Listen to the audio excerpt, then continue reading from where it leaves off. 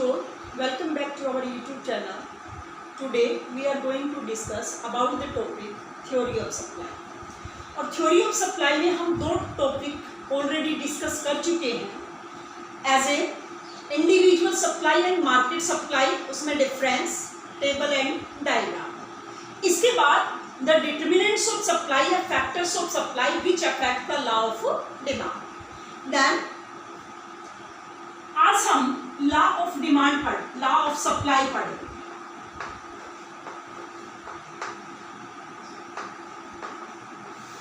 Law of supply define it with the help of table and diagram. Then what do you mean by the law of supply? Law of supply में हम सबसे पहले क्या लिखते हैं? Other things remaining the same, other things remaining the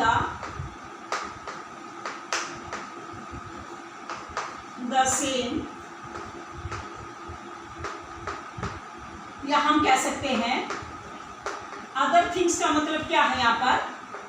determinants, determinants are the same. It means कि law of supply refers to the situation when other things remaining the same, या हम कह सकते हैं when the determinants are the same या constant, then there is a positive relationship between price and supply. It means when price increases, supply also increases, and when price decreases, then supply also decreases. उसके बाद अगर आपसे पूछा जाता है what do you mean by the other things remaining the same? Other things remaining the same का मतलब क्या होता है कि when determinants are constant, right? कि when there is a no change in technology, no change in price of the production factor, no change in government policy, यानी ये सारे क्या मानते हैं? कॉन्स्टेंट मानकर चलते हैं। तो प्रत्येक जो लॉ है वो किसी ना किसी अजम्पशंस या कंडीशन पर डिपेंड होता है।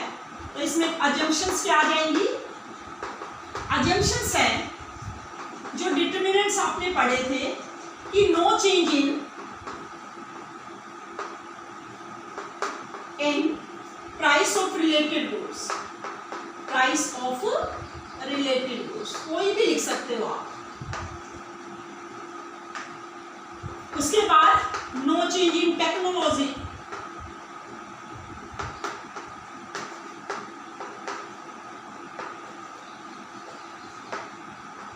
Next no change in price of production factor,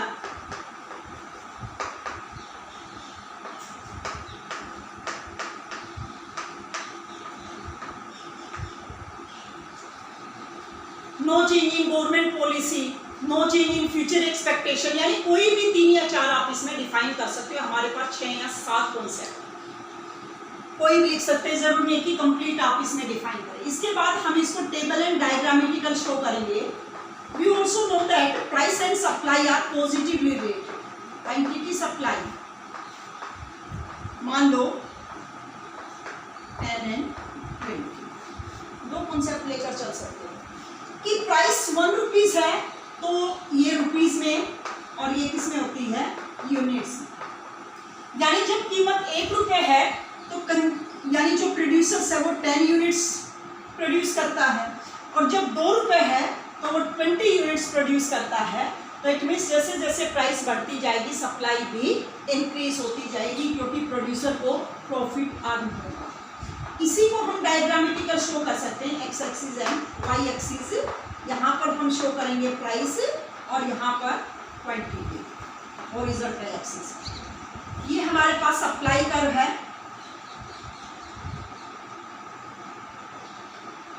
जो पॉजिटिवली स्लोप होता है। मान लो प्राइस 1 और 2 है तो 10 और 20 यूनिट्स परचेज करता है। It means when price increases rupees 1 to rupees 2, then the quantity also increases 10 units to 20 units. So on this basis we can say that the price and supply are positively related. तो इसके base पर हम कह सकते हैं price and supply कैसी होती हैं? पॉजिटिवली रिलेटेड होते हैं। तो इस तरह से हम as a law of supply को अप्लाई कर सकते हैं। इसके बाद इसमें नेक्स्ट जो कॉन्सेप्ट आता है, नेक्स्ट हमारे पास कॉन्सेप्ट है as a differentiate between the change in supply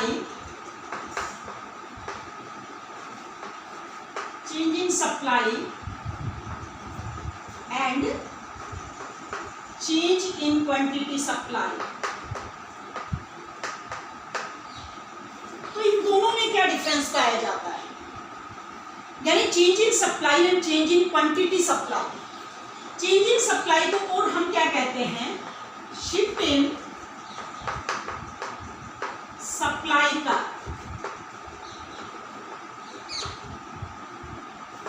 और इसको क्या कहते हैं, और इसको हम कहते हैं मूवमेंट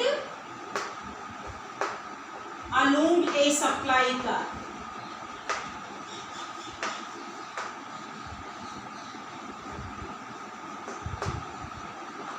अब देखो इसमें डिफरेंस, यानी चेंज इन सप्लाई और चेंज इन क्वांटिटी सप्लाई।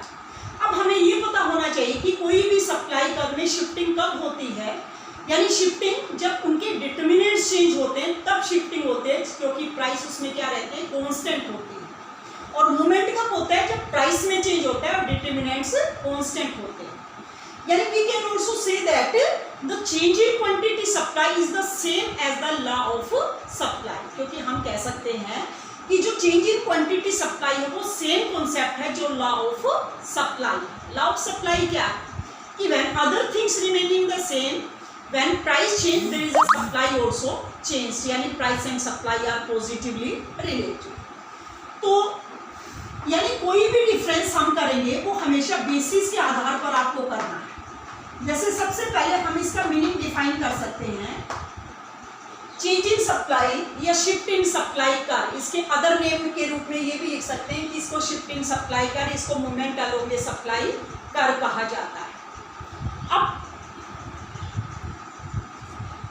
अब देखो बेटा, जैसे change in supply refers a situation when supply change due to change in determinants other than the price, right. और ये change in quantity supply refers a situation when supply change due to a change in price other than the determinants. तो अगला अब इसमें price का concept दे सकते हैं, इसमें प्राइस क्या रहती है, कांस्टेंट फैक्टर रहता है। इसमें प्राइस कांस्टेंट होती है और ये चेंजेबल होता है। इसके बाद डिटरमिनेंट्स, इसमें डिटरमिनेंट्स क्या रहते हैं, चेंजेबल, और इसमें डिटरमिनेंट्स क्या रहते हैं, कांस्टेंट। इसी प्रकार से टाइप्स, यानी ये दो प्रकार का होता है चेंज इन सप्लाई। पहला इंक्रीज इन सप्लाई,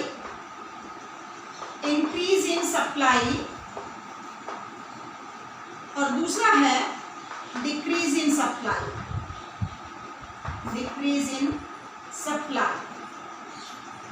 सेम इसी तरह से इसके भी दो टाइप्स होते हैं, extension of supply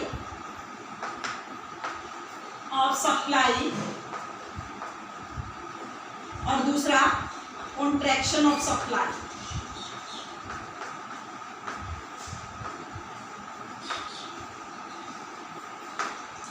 extension of supply का जो दूसरा नाम है और क्या कहते हैं हम इसको, यानी इंक्रीज इन क्वांटिटी सप्लाई।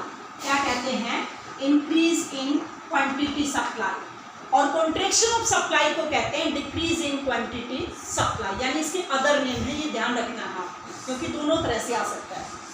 तो इनमें भी डिफरेंस आ सकता है कि differentiate between the increase in supply और एक्सटेंशन ऑफ सप्लाई, या डिक्रीज इन सप्लाई या डिक्रीज इन क्वांटिटी सप्लाई में डिफरेंस। इसी प्रकार से हम इसको डायग्रामेटिकल भी शो कर सकते हैं। डायग्राम के द्वारा कैसे शो करेंगे, यानी इसके बाद इसको डायग्रामेटिकल शो किया जा सकता है डिफरेंसेस में, क्योंकि इसमें जो सप्लाई कर्व है वो शिफ्ट होता है और इसमें मूवमेंट होता है। जैसे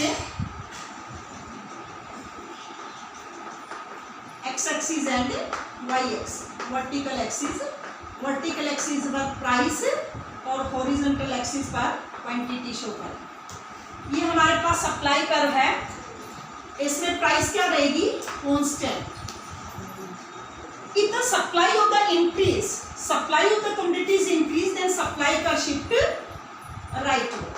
अगर सप्लाई इंक्रीज होगी तो राइट राइटवर्ड शिफ्ट होगा, ये क्या कहलाएगी, increase in supply, increase in supply.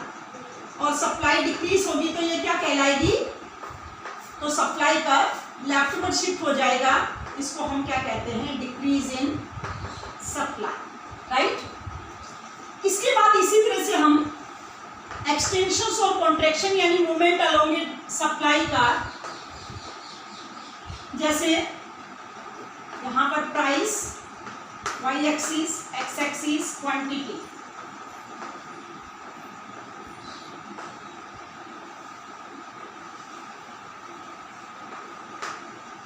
यानी ए पॉइंट से बी पॉइंट की तरफ ऊपर की तरफ जो मूवमेंट होगा, these are called the extension of supply.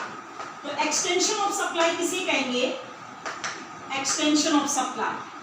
If the movement along the supply curve is downward, यानी बी से ए की तरफ जो मूवमेंट होगा उसको हम क्या कहेंगे, कॉन्ट्रैक्शन कहलाएगा।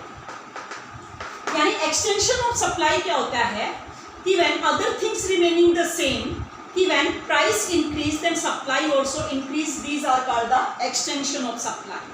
और इसका उल्टा, other things remaining the same when price decreases then supply also decreases, these are called the contraction of supply। तो इस तरह से ये सारे कॉन्सेप्ट हैं इसमें। चेंज इन सप्लाई और चेंज इन क्वांटिटी सप्लाई में डिफरेंस शो कर सकते हैं, इन दोनों के टाइप्स में डिफरेंस शो कर सकते हैं। तो ये सारे कॉन्सेप्ट थे इसमें theory of supply. So that's all for today. For the further classes, please connect our YouTube channel. Thanks and have a nice day.